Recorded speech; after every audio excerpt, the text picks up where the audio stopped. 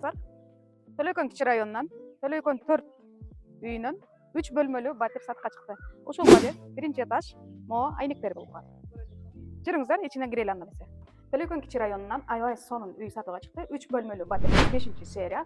105 сериянын эң жакшы серияларынын бири болот. Бул жерге мектеп, садиктер жакын, 2 садик бар.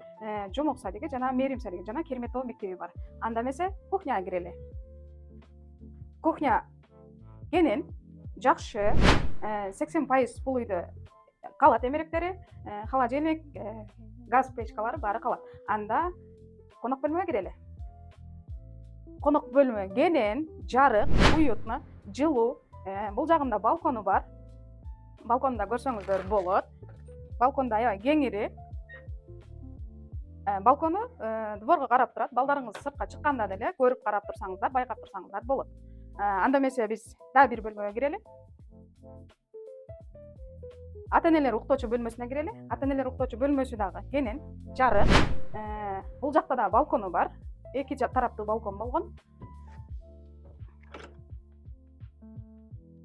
Отоплениялар алмашылган, жылуу. 105 серияны билесиздер, Төлөкөндө айрыкча, именно Төлөкөндө отоплениялар аябай жылуу. Кышында үшүбөйсүздөр, жазында ысыбайсыздар дегендей. Анда эмесе кийинки эмеге кирели. Балдар уктоочу бөлмөсү дагы жарык, кенен, балдарга ылайыкташтырылган. Айнектен уже жомок садик көрүнүп турат. Бул жагы, бул жактан эми 105 серияда бир эме кетүүчү нерсе, туалет ваннасы отдельно санузелдери. Ваннасы бул жагында. Бул жак ванна экен.